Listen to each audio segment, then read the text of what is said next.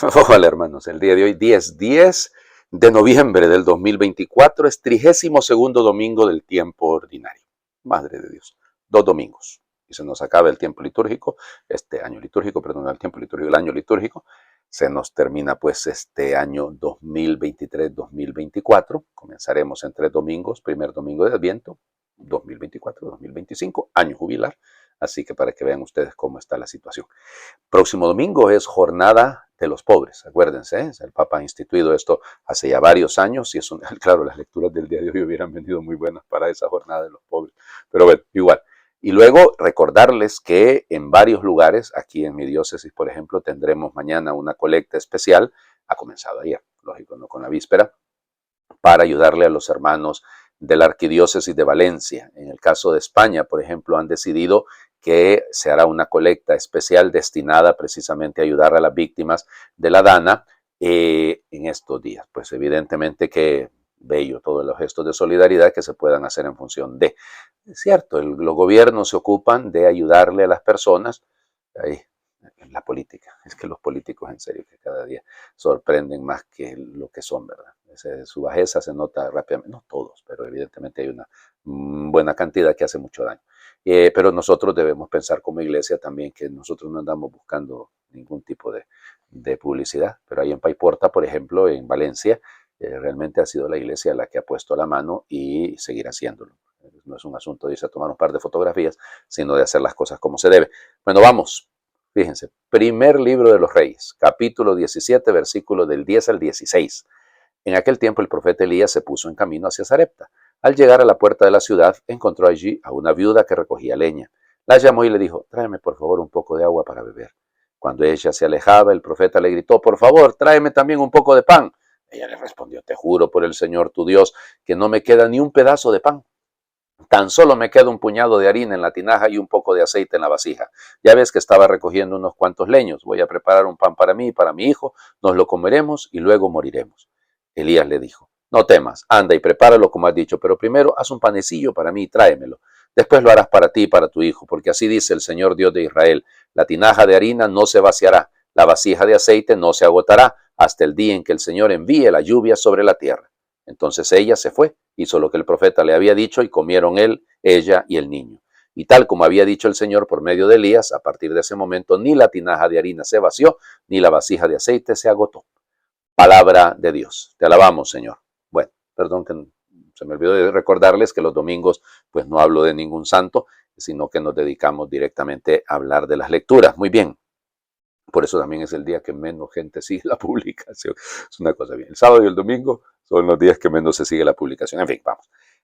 A ver, vamos por partes. Elías, el profeta de fuego, el gran profeta, que llega a territorio fenicio. Sarepta es en territorio fenicio, en Líbano, digamos, hoy en día. Ahí donde están habiendo batallas tan cruentas, no tan dolorosas. Bueno, y entonces resulta ser que ha habido una sequía que dura 3 años y medio, producto de lo que ha pedido Elías, precisamente para castigar al pueblo, pero vamos, la sequía no solo es que se hace ahí en Israel, ¿no? Sino que afecta a todo el Medio Oriente, ¿no? Afecta a toda la región de la Tierra Santa, ¿no? Porque el Líbano sigue siendo Tierra Santa, ¿no? Pues bueno, pues resulta ser que se topa con esta viuda, es interesante, ¿no? Es una mujer viuda con un hijo pequeño, o sea, es decir, desamparada a como lo quieran ver ustedes, pero esta está desamparada, pero tiene generosidad. O sea, tiene el sentido de la generosidad y ese es el punto aquí, este es el modelo que no se está exaltando la pobreza y mucho menos el suicidio asistido.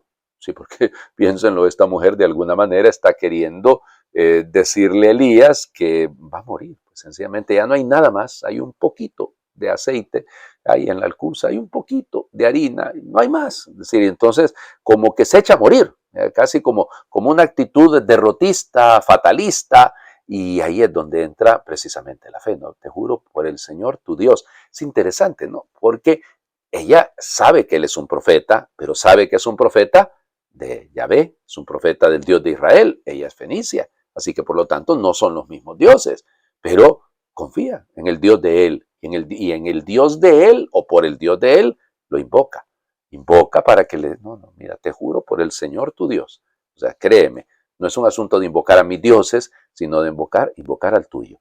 pero con fe. No, no hay otra reacción más, fíjense. Es interesante que no hay después más palabras de la viuda. Ok, no la hay.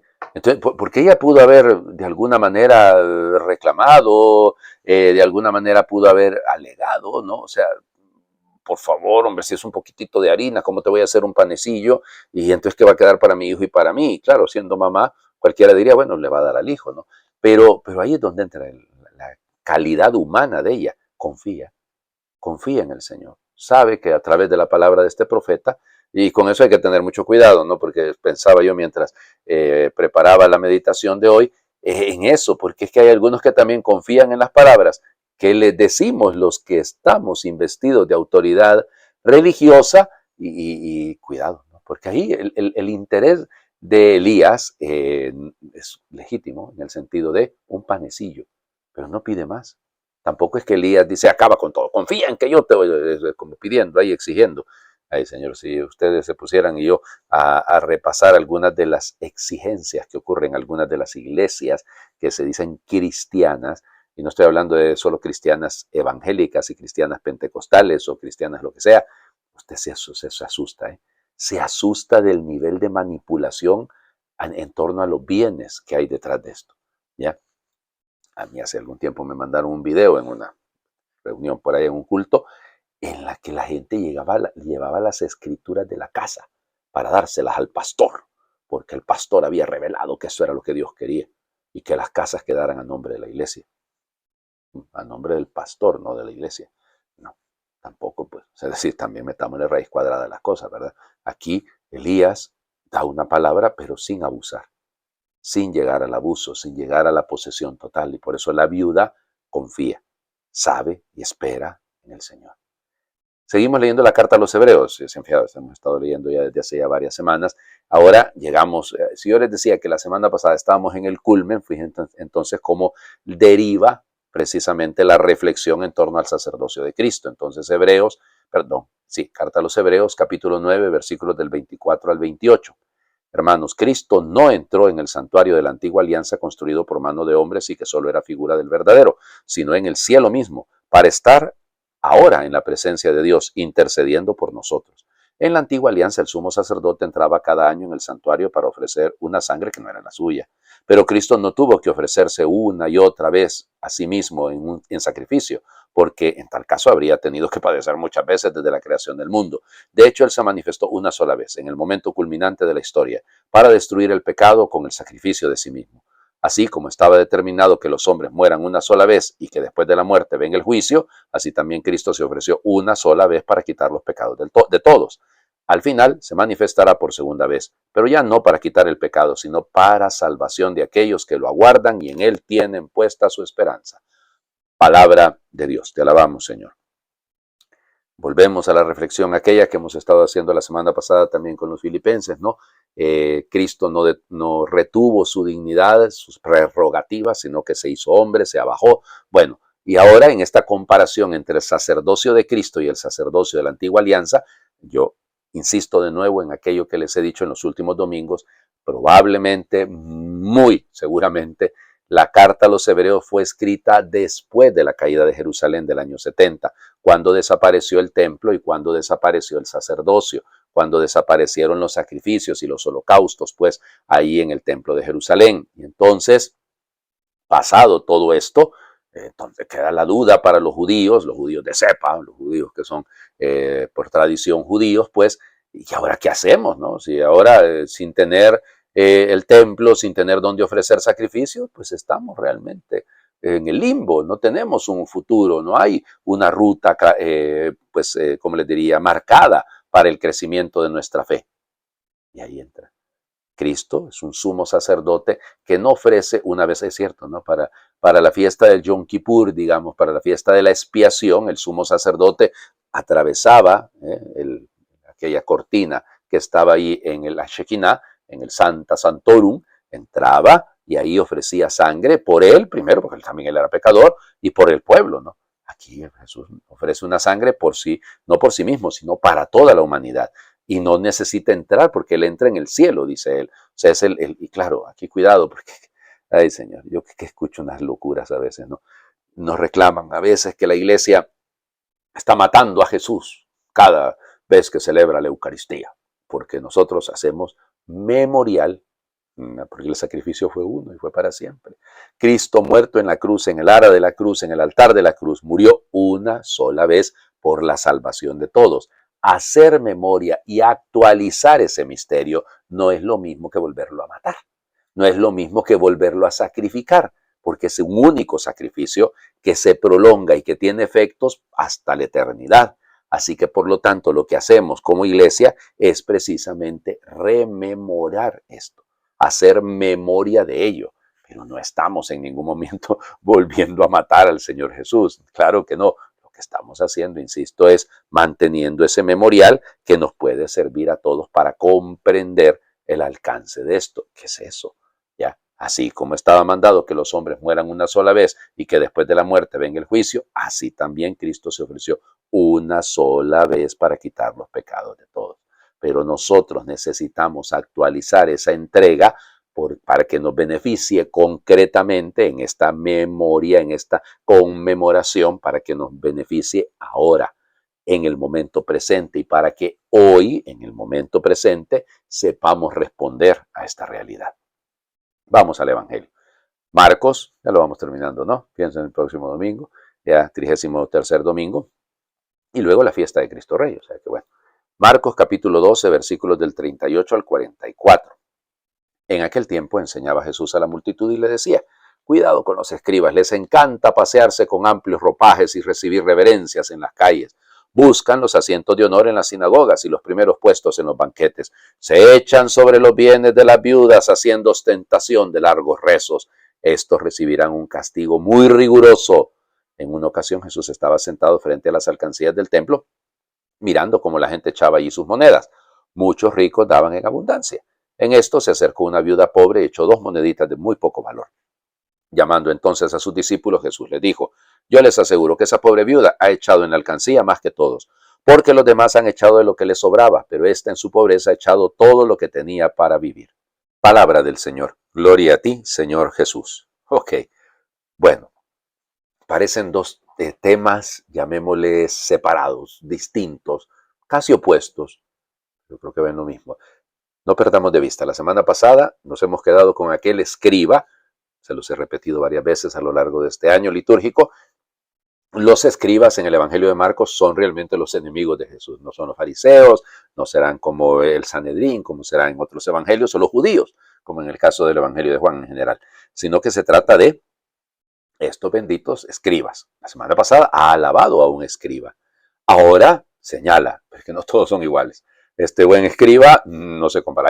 Hay otros, hay algunos otros, algo otros, dicen en el pueblo, que, ¿cómo se llama? Que no, que les encanta el show, que les encanta aparentar.